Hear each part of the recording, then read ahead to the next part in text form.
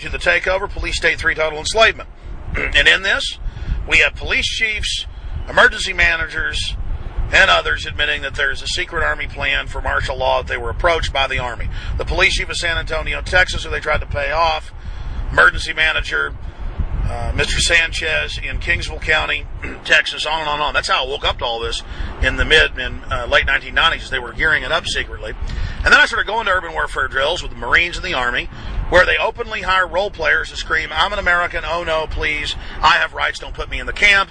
And the Marines in Police State 2000 in Oakland, California, practicing taking over the city, let us videotape them interrogating the role players who played the part of American citizens, and they asked them, "Where are you from?" "I'm San Francisco." "Where'd you get the helmet, the weapons?" I got it, in San Francisco." So there they are training for that. And then a few weeks ago, there was a report out of Iowa, out of Arcadia, and it said in the newspaper with the sergeant saying, well, the National Guard, now federalized under Northcom, is going to practice going door to door and ask if we can search people's homes during the drill, and we're going to lock down part of the city and search their closets and cupboards, and we're going after gun dealers. I mean, that was in the news on record.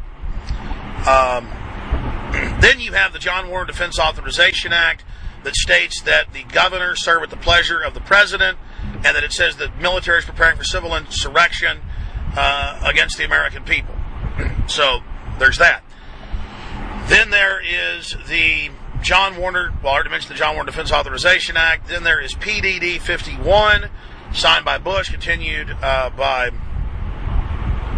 Barack Obama. Only the cover page is declassified, and it states under any emergency, economic or any other emergency anywhere in the world, the United States goes under continuity of government whenever the president wants, and that Congress is ceremonial and has no authority over that. The president is supreme ruler in violation of the separation of powers.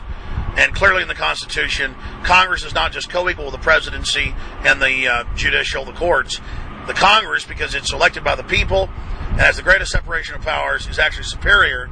It's the legislature that created the courts. Same thing at the state level. It's above the presidency, not even co-equal. But here there's this new doctrine saying that it's completely above it. And then, of course, we have the latest reports coming out, the John Yoo memos and Gonzalez memos, where they're saying we want to ban free speech in America. We want to get around posse comitatus by claiming it's for national security in the fight against terror. Everything we told you they were doing. So that's now all public, and Obama's expanding that. The Army Times has announced 20,000 regular Army combat troops in part of Brigade's homeland to patrol the United States. Now mainstream news is reporting that the Army and Marine Corps all over the country are conditioning the public, where the Army shows up at car wrecks and helps civilians out of the cars for PR purposes. The Marines are out running checkpoints against civilian citizens around the country for DUI checkpoints. You can Google any of that. Marines at DUI checkpoints.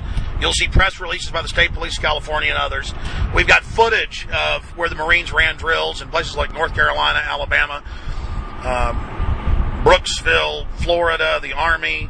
It's in all my films, my police state films. We've got footage of them in Hebron, Maryland, coming up to us with guns, with the police, and saying, you can't videotape our drills. I mean, come on. So Glenn Beck gets up there and talks about rumors and how he's got his staff for weeks looking into this, and he's tossing and turning at night, and he'll soon tell us if it's true or not, and he'll soon let us know what's really going on. And then he cuts to Ron Paul, and Ron Paul says, well, people are concerned about this because of the way Washington's acting, but yes, they've only introduced a bill for FEMA camps, so it's, not that bad. Oh, man. But we need to be concerned about Washington. I mean, we're not the ones building the FEMA camps. Oh, and by the way, if you Google Top Off 1, Top Off 2, Top Off 3, Operation Dark Winter, all these Army, Pentagon, Northcom drills they've done, they practice, and this is in ABC News, rounding everyone up and putting them in a sports stadium. That's your FEMA camp. What happened in New Orleans? FEMA and the military blocked the police and others from coming in. They jammed the police communications. They cut police communications lines. The police armed in the parish there that New Orleans is in. This was on mainstream news. Had to go in with arms and block FEMA from keeping them from repairing their radios. They wouldn't let the Coast Guard in with fuel oil, kerosene. They wouldn't let Walmart in with trucks and food. On and on and on and on and on. And you saw the military go into the high and dry areas, not with food and water, but in the safe areas, letting the looting continue in the central area and disarm people at literal famous homes. It was on ABC and NBC News. Famous homes. I happen to have a book on famous architecture somebody gave me, and I recognize the homes there. And some of them are worth like $20 million. They look like the White House. And they're in there arresting the citizens, putting them in handcuffs, taking their guns. That's all over the news. We know what happened. It's like when I had the colonel on with the Iowa National Guard going, well, we would never confiscate guns unless in certain situations. We would never do that. And I said, wasn't the Iowa National Guard in New Orleans confiscating guns? And he said, oh, yeah. So there's too much evidence of this. The plastic FEMA coffins that FEMA admittedly bought. We called the company, admitted FEMA paid for them and put them out there in Georgia, and they're all over the country. The Rocky Mountain News with the governor 5 years ago admitting they built giant FEMA incinerators to burn thousands of bodies an hour in different locations all over the country. That was the governor, but saying how great it was. That's the point. People say, well, the mainstream media lies, Alex. What do you mean? Well, how come you're sourcing them? No, they don't lie more than they just push evil, saying it's good. Like Tommy Thompson, the Health and Human Secretary Service years ago, saying every American needs a microchip in him, but he wouldn't take one. He's the one that said that, not me. I mean, it just blows us away, those of us that research this. But then it gets worse and worse and worse and worse from there. Now the Army War College has announced, and it was in hundreds of newspapers, that they're preparing to engage the American people during insurrection.